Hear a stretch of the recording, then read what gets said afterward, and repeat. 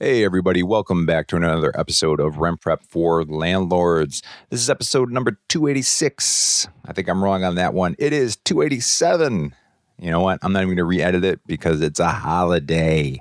Yeah, that's right. It's 287, and we're going to be talking about being thankful for real estate today. I'm going to talk to you a little bit about what I'm thankful for and also some shout outs from the community as I posed this question to the Facebook group, Rent Prep for Landlords, and got some great replies. And just talking about how real estate has impacted your life and why you're thankful for it. And it's always a good reminder, to think about these things this time of year around Thanksgiving, as this episode is publishing on Thanksgiving. But really, all the time. It's always good to have gratitude. All right, guys, let's get to that right after this. 1, 2, 3, 4. Welcome to the Rent Prep for Landlords podcast. And now your hosts, Stephen White and Eric Worrell. So I got to admit that introduction stinger, as it's called in the biz, is a little bit dated, right? So Steve White hasn't been on the podcast in a while. If you're not familiar, CEO of RentPrep, founder. And the reason for that is actually something that I'm thankful for. So we read a book, the recommendation of a property manager that we're friends with, and it's called Traction. And in that book, basically, it's these structures and framework for getting traction within your business, how to run structured meetings, how to have, weekly, monthly, quarter, and annual goals, and how to really, hold your feet to the fire on those things. And through reading that book, we ended up joining this program called EOS, Entrepreneurial Organization System, I think it stands for. I don't know, we always call it EOS. But we've been doing these meetings and having coaching, and it's been great for our business. And that's actually part of the reason that Steve kind of dropped off in the podcast, was that one of the things is you really got to own your position, and then you got to be able to delegate other aspects of it out. So with the podcast, it makes more sense that, the marketing director, myself, is handling that, and then Steve's handling things that have to do with the vision of the company. And we're really seeing some great traction, to use the title of the book, on making things come together at work. And it's really cool because we've got some awesome things coming down the pipeline in the next year. We're going to be teasing some of those things, which I'm doing right now, but we'll be announcing those things through the podcast and other channels as they launch. And really excited to just kind of see some projects that we've been working on for a long time, really starting to actually get some traction and ramp up and speed up in their production and development. So more on that in the future. And I suppose I should just bite the bullet. Maybe it's, a piece of me that thinks Steve's going to come back on the podcast, but I should probably just get that stinger changed out. So stay tuned on that.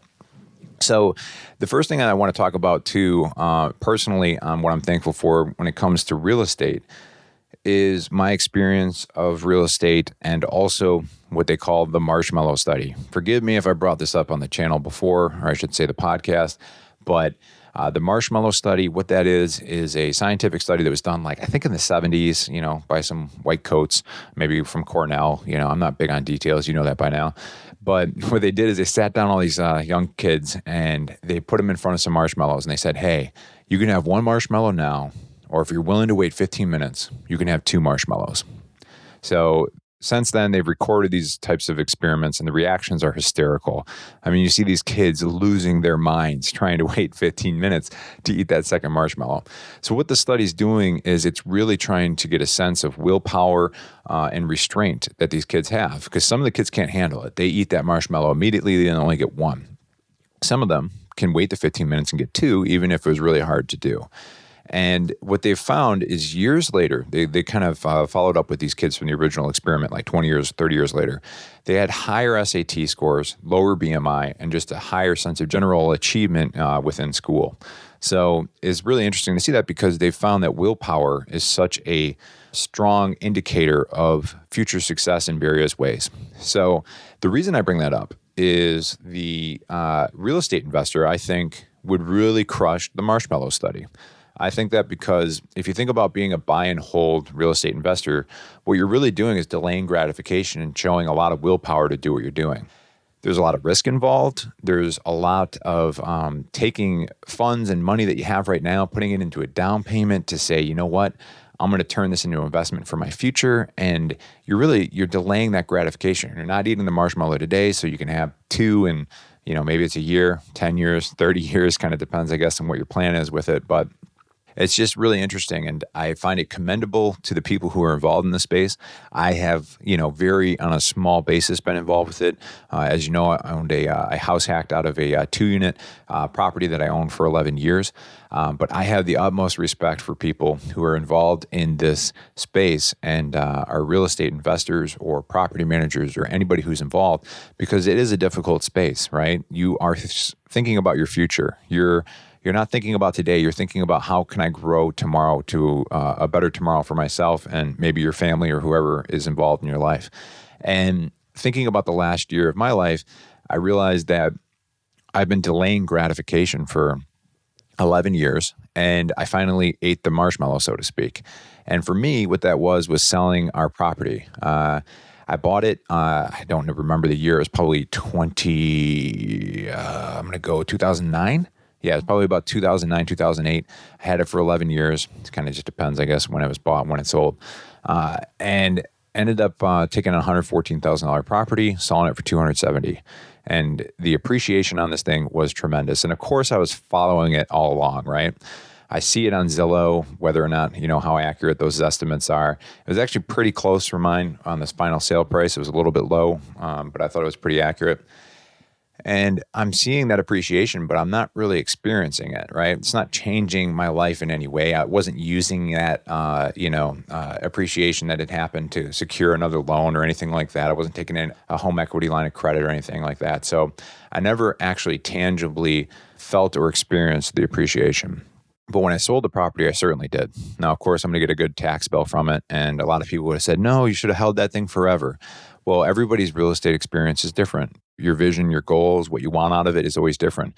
Some people want 1,000 units. Some people want one. Some people want, just like 25 units that can support themselves so they don't have to work. It's different, and figuring out what you want is probably the most important thing to figure out, so you have that vision that you want out of this. For me, I've always wanted to have time. I've wanted to be able to not feel like I'm rushing all over the place constantly when I have a family, especially when they're young. I want to be able to absorb those experiences and be with my family and be supportive. And when I had my second kid, who's in the other room right now because I'm recording this from home, and he's sleeping, at least I don't hear him crying. He's not even 2 weeks old yet. And it's just such a wonderful experience to be able to sell that property and have the security of knowing that, I'm not rushing out right now to work on a broken pipe or anything like that. But I also am able to put away some funds and, make sure that college education and those things are taken care of, and really just be able to have the flexibility and freedom at this point that that property has provided. So just wanted to share a little bit of my personal story. I get kind of weird about sharing it just because, I don't know, I'm somewhat of a private guy, I guess, but maybe not because I'm sharing that. But for those of you who have a vision that you're like, I'm holding this thing for another 20, 30, 40 years, and sometimes you have those tough days, just understand that you're delaying gratification. You're not eating that marshmallow. And when you do, it'll just taste that much sweeter. So I, again, commend you, have all the respect in the world for people who are doing a buy and hold strategy and aren't taking that cash out right now when they could. So another thing that I want to talk about is our community itself. I posed the question to our Facebook group and just said, hey guys, is there anything that you're thankful for? Let me know. Love to hear it. So why don't we take a look at these, sitting down again now. Luca yells at me, our podcast editor, if I sit in front of things where it makes a noise bounce. So it might sound a little bit different as I have screens in front of me now. All right. So yesterday, 6:03 a.m., early riser now because I'm a little guy. I put on here, if you could comment below with how being a real estate investor has positively affected your life, I'll read it on our podcast and publish on Thursday. That's right, because this podcast is publishing on Thanksgiving, and that's why we're talking about being thankful for real estate. So a couple comments here. Jennifer Kuhn asked if you'd still do the Wednesday thing with Property Manager Q&A. I've been MIA in a while and loved that. Thank you, Jennifer. I appreciate that. We don't do that anymore. Got a little bit redundant doing weekly updates on property management, but I appreciate that. And Jennifer has been a pretty avid consumer on the Facebook group. That's the RentPrep for Landlords Facebook group. Bill Kaiser, also very active in the Facebook group, said the opportunity that I'm granted every day forward for past efforts.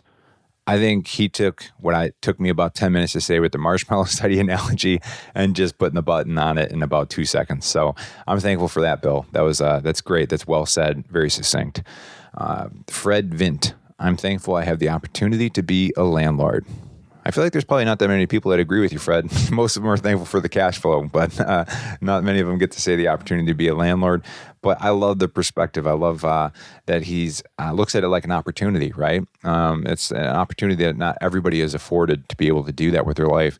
And sometimes it might feel like it's tough and it's not an opportunity, but it really is. Good landlords who are focused on the future, who are growing their retirement nest egg, or maybe just, like I was, where you house hacking and just kind of setting yourself up for the next phase in your life. It's a great opportunity. So I really feel bad I'm going to butcher the name here because Dan is awesome. The last name is Barufaldi. Dan Barufaldi. He is a moderator in the group. So I will stop right now to say that I am very thankful for the moderators of the Facebook group. That is Dan, Jonathan, and Becca. They have been awesome. They have helped so much with the group. You guys don't really see this if you're part of the RentPrep for Landlords Facebook group because, unless you've said something outlandish and had it pulled down, you probably haven't, experienced them. It's kind of like when you're a little kid, right? Like I don't remember the school psychologists or counselors because I wasn't like getting into trouble or didn't need those services. But my wife, who works in a school, says, yeah, like usually it's just the kids who, get in trouble. Maybe you're familiar with the school counselor or the principal. So if you're in the group and you don't know who Dan, Becca, or Jonathan are, it's probably because you are a good group member and you stay on point and stay on task. But they do a tremendous job for keeping the conversation on point. And the Facebook group, trust me, it would go off the rails in a hurry if it wasn't for these guys. And thank you so much, Dan, Jonathan, and Becca. I really appreciate it. But Dan here, who's a very thoughtful guy as well, said, I'm grateful that my real estate investing has allowed me to have a rich, fulfilling, comfortable life. On top of that, I have gained awesome long-term relationships. Lastly, it's a channel through which I can implement my values and watch them deliver on their promise. I know Dan is really big on being a great landlord. He's gone out of his way multiple times to make sure that his tenants are in a safe, sound place. I know he's spent the night relighting pilot lights because he couldn't get a guy out there to work on the furnace. I mean, he's probably, every renter's dream to have for a landlord. This next one hits home. This one's from my buddy Matt. And he said, I'm thankful that you are my friend, Eric. So Matt is my former tenant. He was my tenant about a month ago and now just my friend. And he's a really good guy. He's a pilot. And it's pretty cool to live vicariously through his adventures of flying all over the globe. And Matt, I appreciate you too, buddy. This next one comes from Adria. She says that she was only able to buy a home because it has a rental unit that covers a large portion of my mortgage. So sounds like she's house hacking. And she says, I'm single and self-employed, but wanted to own my home after my divorce a couple of years ago. This is the only way I could do it, and I'm grateful. I've had a good tenants. She does heavy screening, she put here in parentheses, and I actually enjoy having people nearby. With responsibility also comes freedom, and I love my freedom. That's such an awesome comment from Adria. And it gives you a really good perspective too, because I was sharing my story about like buying a rental property really before like I even met my family, and then how that's kind of had an implication and impact on my life in a positive way. And Adria is talking about here in kind of a different phase of life, but you can see how every real estate investor is different, right? You're using it in a different way. And I think that's really important to keep in mind too, because sometimes people throw out these generalizations or this is what you have to do, or this is how you have to do it. But really, use it as a tool and use it to help you get where you want to go, right? If it stops being a tool to help you achieve your vision and your goals, then maybe you're living someone else's dream. And real estate is so flexible, and there's a million ways that you can skin the cat, which is really a morbid saying now that I think about it, but I said it anyways. But Adria, thanks for that comment. I really appreciate it. And lastly, the guy who makes me sound better than I actually sound. This is a comment from Luca. And if you want to talk about butchering a last name, sorry, Luca. Djordjevic. He's from overseas, but I found him on a site called Upwork. He audio engineers our podcast. He does a tremendous job. He is on point. Like, he reminds me like, hey, you didn't do a podcast yet this week. You got to get on it. And I say, sorry, Luca, let me get to that. So if you ever are interested in an audio engineer for your podcast, he does awesome work. And he says that he's grateful for being a podcast producer for RentPrep as we made significant creative impacts with the podcast in almost 3 years of working together. Furthermore, work with Eric and RentPrep gave me new job opportunities that were rocket fuel for my online business. Luke is a pretty smart guy as far as a business owner. When I've had guests on, one that comes to mind is Matt Terrio from Epic Real Estate. He said, hey, would you mind introducing me? I think I could really help this guy out. I said, yeah, of course, no problem. He ends up editing that guy's podcast like 5 days a week, and that's been a great gig for him over there as well.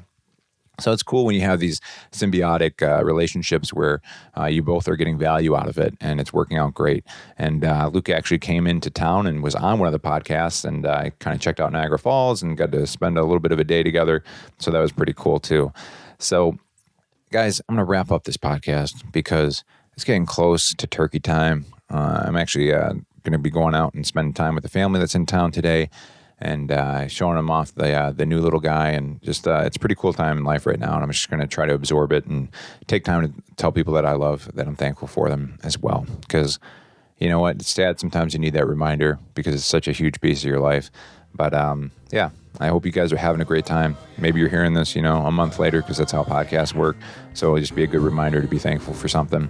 And I hope you have and had a great Thanksgiving. And until next week, take care.